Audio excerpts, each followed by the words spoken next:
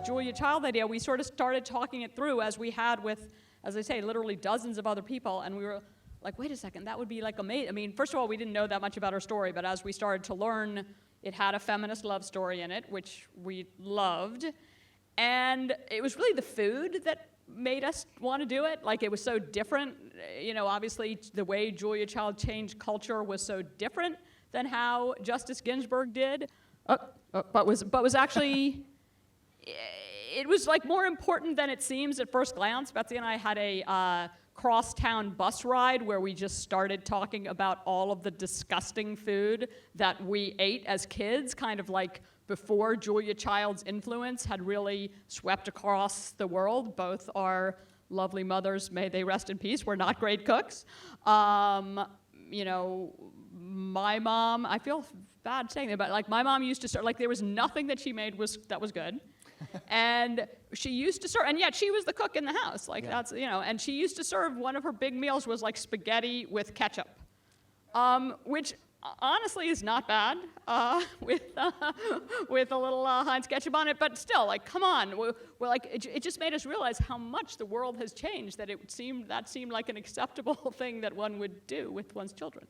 I mean, we love the scene in the film where she's like holding up an artichoke and saying like, don't be afraid, this is an artichoke. Yeah. Because, you know, something that we all grew to love, but at the time, like iceberg lettuce was your choice of lettuce.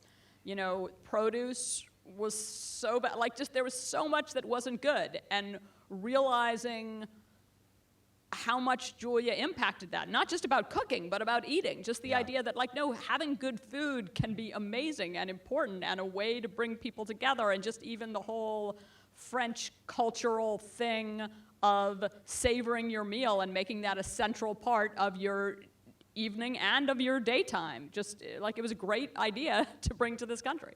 Yeah, I mean, okay, so talking about pleasure and joy, this film tackles a little bit about Julia's sex life, which is not something that I think a lot of people ever thought about even. So how is that important to you? You know, I don't think we don't think people expected to come into a documentary about Julia Child and see a nude photo of her, and frankly, I'm proud it's there. You know, we do, as I say, love it as a feminist love story, but also the idea, you know, the way that sex is depicted in the movies often, or talked about in the movies, is often like at least the woman in a sex situation has to be really young and really like a sex bomb, like the hottest thing in the world. And, you know, that's not actually always how sex is in real life. Like, no, actually middle-aged people who aren't supermodels also have sensual pleasure, and that's actually also an important part of life. So in our mind, like, yes, this is a documentary, but I really like to think of it as a date movie too, and a romantic comedy. And the sort of giving Julia her sexuality felt like a little bit of, you know, like a little bit subversive maybe. I mean, I don't really know what to say politically about the inclusion of the pear tart in that scene, but like certainly the connection of food to sex was true in Julia and Paul's life. It comes up in the movie when we went to France in the fall of 2019 and started interviewing French people about food. This is organic. We did not plant to them like, oh, talk about food and sex. If you interview a French person about food, I guarantee you within 3 sentences, they're going to be talking to you about sex. Like, it happened a number of times, and we found it, you know, enlightening and amusing, and included in the film. Yeah, I mean, the two go together, right? Okay, I'm just going to read this off because I think this is incredible. But Julia obviously is such a pop icon. We all know that, especially after watching this. So she's everywhere. This is just a short list of things that barely scratch the surface. She has a rose named after her. She has a postage stamp. She was posthumously inducted into the National Women's Hall of Fame. She has a Peabody Award. She has a bunch of Emmys, National Book Award. She's received the French Legion of Honor, Presidential Medal of Freedom. She's received 10 honorary doctorates, which is pretty crazy. And then, you know, Jean Stapleton played her in the stage play, and Meryl Streep played her in the movie. She's been parodied on Sesame Street and on SNL, obviously, and then also twice on RuPaul's Drag Race. Did you know that? I did not know that last Yeah, one. twice on RuPaul's Drag Race. Cool. So, my question for you, besides just wanting to share how awesome Julia Child is and what she's done, when did you first know or hear about Julia, like in your personal life, and what did you think of her before, and how did this movie kind of change your perspective on her? Yeah, so like anyone I was born in the 60s and grew up mostly in the 70s, I was absolutely familiar with Julia Child, the television character. I watched her. Interestingly, I didn't really watch her for the food or the cooking. I just liked her as a character. Like, she was such a ham. She was so funny and amusing, and she seemed kind of mom-like to me. It was like, oh, she's cool. I like this performer. But the main thing that stuck with me over the decades about Julia was, I'm sad to say, actually Dan Aykroyd's SNL impersonation.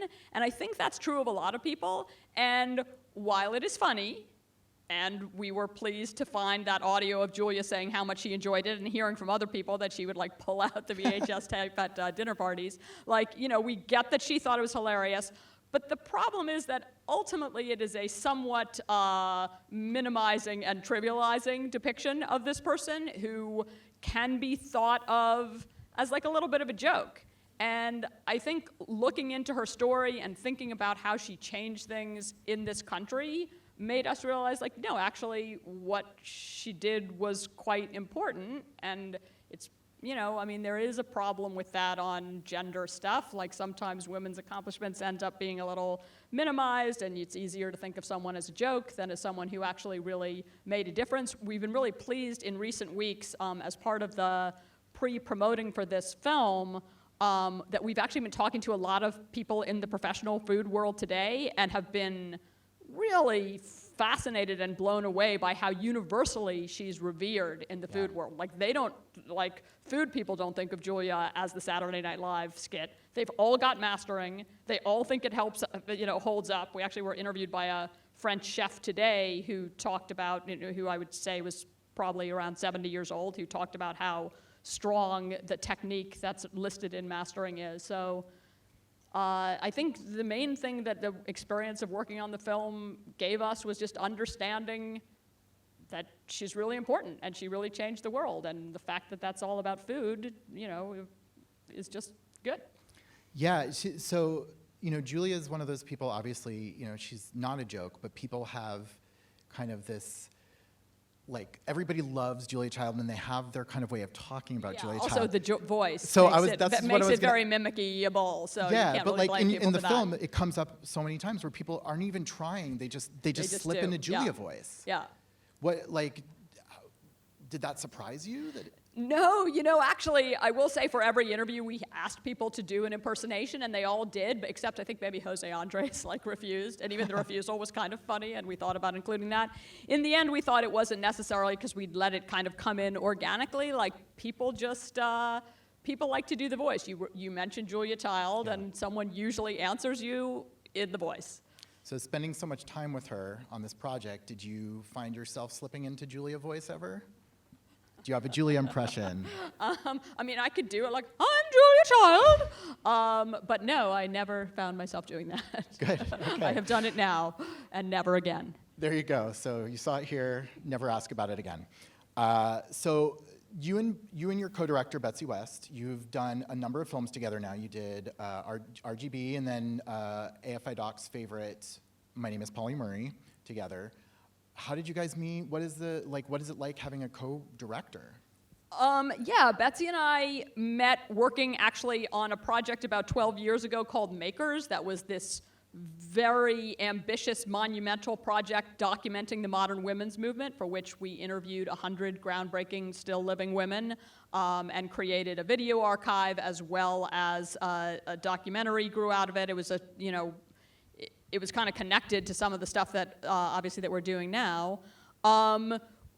We worked together really nicely. It wasn't like an idea we're going to form a partnership and start making documentaries. That's actually what actually happened was or Justice Ginsburg had been one of the subjects in Makers. That had all happened in like the interview. Betsy had actually interviewed her in 2011.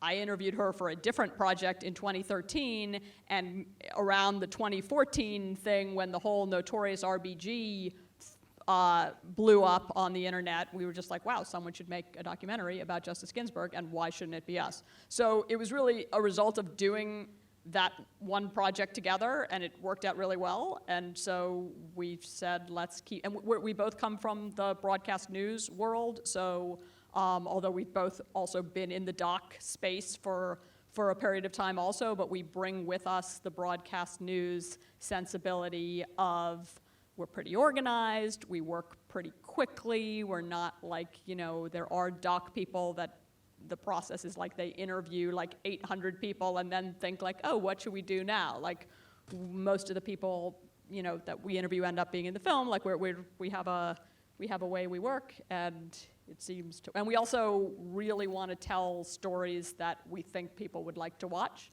Like the funness of it all is part of what attracts us to subject matter. We like stuff that's important and enlightening, but we also want something that you can really, that feels like a good viewing experience for Yeah, the viewer. it's such a delight to watch this movie. And one of the things that I think is, always kind of interesting with documentary filmmakers is whether or not they choose to include kind of the like warts and all stuff. You talk about how, she was she would say things about women that weren't necessarily kind, and then same with like gay people.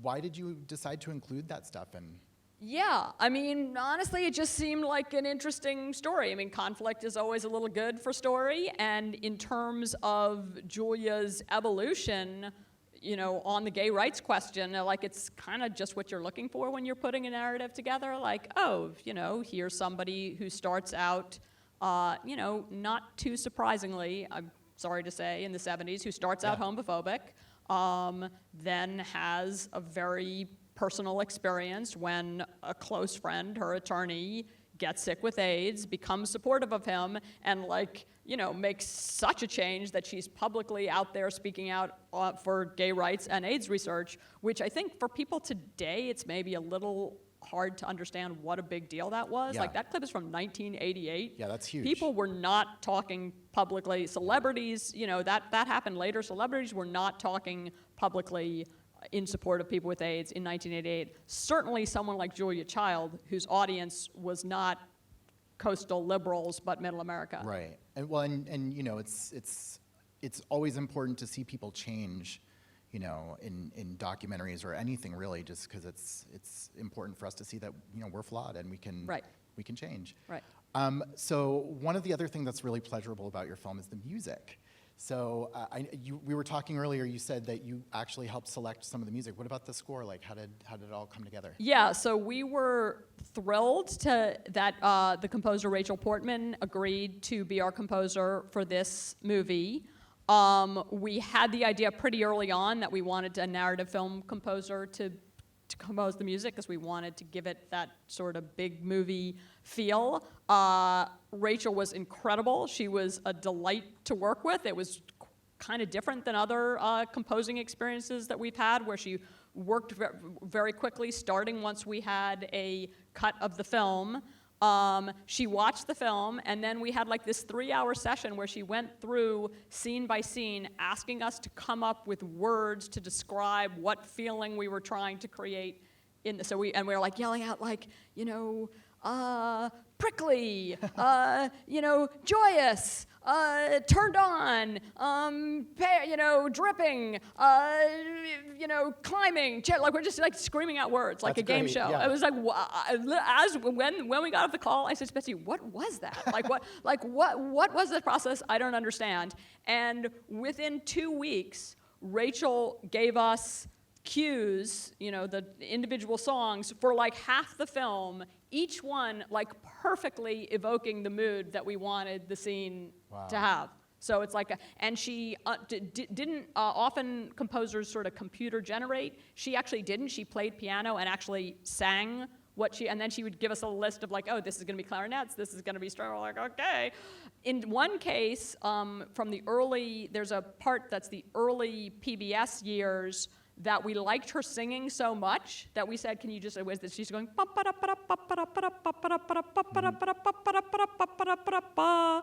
I can't remember what instrument she meant that to be, but we just said, like, we actually, what's the vocal? Like, leave that as the vocal. Yeah. Well, thank you so much. I really wish we had more time to talk. You've been great. Thank you so much. And thank you for bringing your film. Let's have a round of applause. Thank you very much.